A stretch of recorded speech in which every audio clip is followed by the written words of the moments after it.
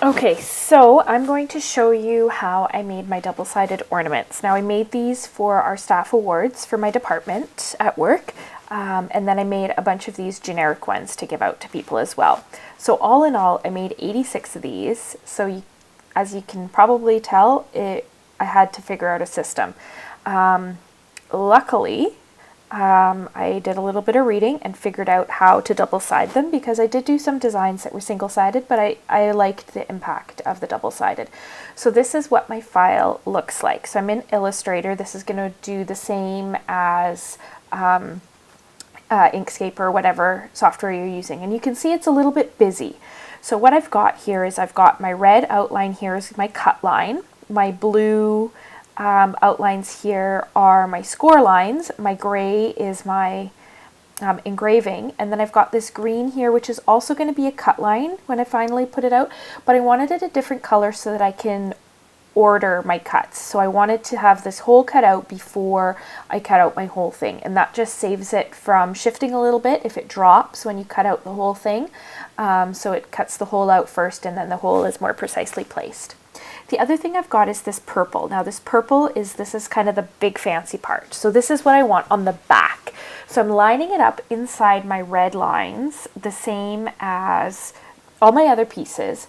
But what you'll see when I go into the Glowforge interface is this actually, because it's a different color, it ends up being separate from the other colors, and I can actually turn it off and on, and that's really important.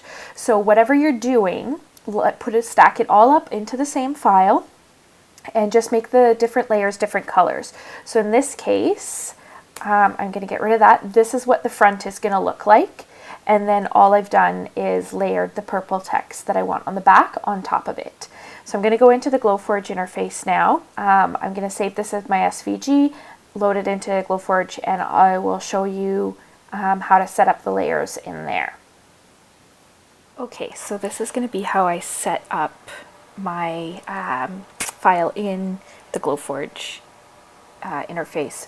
So as you can see, I've got all my little pieces here, and I've got them laid out. This is a scrap piece of plywood that I've got, so I've laid them out kind of to make use of the space. I would use this, but I actually know that on the opposite side I have some stuff engraved on there, so I don't want to use that. And then over here, I've got, this is my Engrave layer. So if I click on that, you can see it'll highlight the engraves or the thank yous rather, and I've got that set to ignore here. So that's the important part, because I actually don't want it to engrave that on this first pass.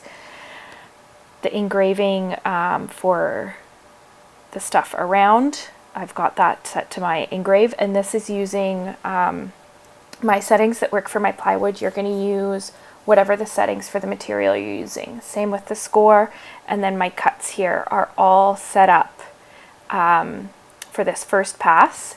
And again, don't copy my settings. That's going to depend on the material that you're using. I tested a bunch of stuff. That's actually what's on the other side here, specifically for this plywood. So just whatever settings. If you're using proof grade, obviously it's easy. Just pop in your proof grade settings and put in your other things. So you'll still see that backside on here, but you've got it set to ignore. It's grayed out. You're all set to go. So I'm going to hit print on this, and it's going to go through that whole cycle. So it's going to prepare all that, and then I'm going to hit the magic button and get it going. You don't need to watch that part. You should have that sorted out.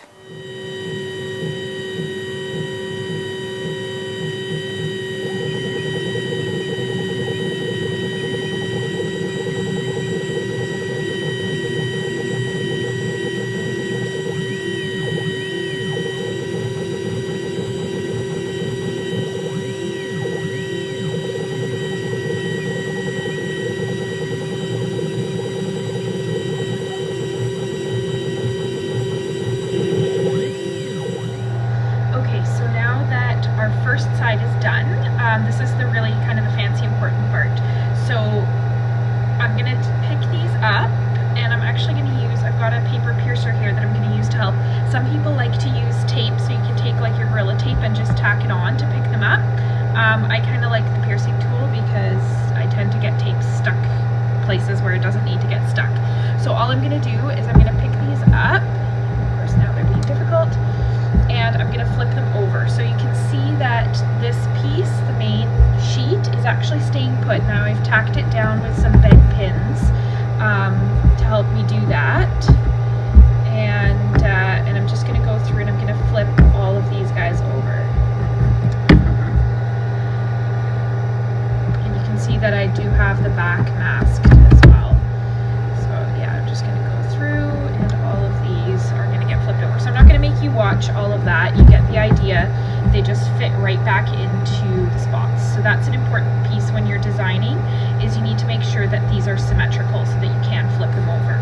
And then I'll show you how I set it back up again to print the next side.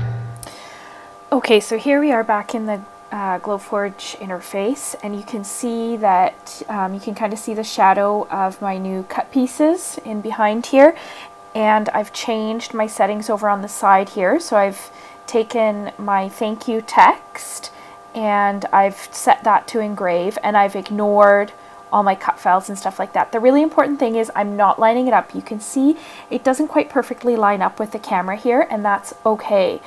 It's going to cut exactly in the same place as it did before, as long as I don't change the height and I don't move these at all. So I'm just gonna leave them where they are.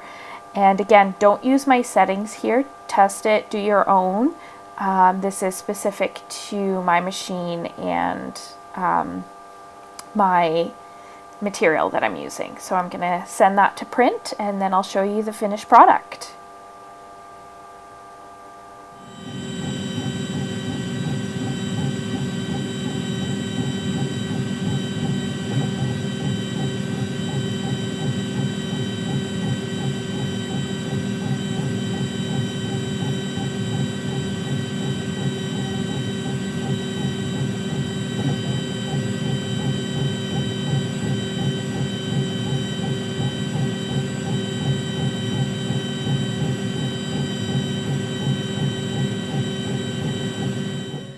Okay, so now that I've pulled the final product out, this is what it looks like. This is the front and that is the back. So this was what we cut and engraved first, and then this was the writing on the back. So then I did some weeding and oiled them, added a little ribbon, and this is the final product. So you can see the back lines up.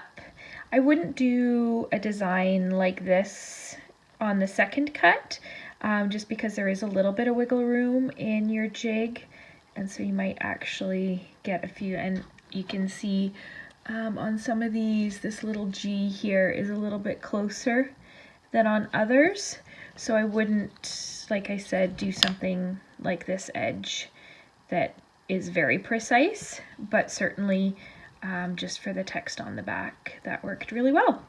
So there we go. That is how I made my double-sided ornaments. I hope you learned something. I hope you enjoyed this video, and happy creating.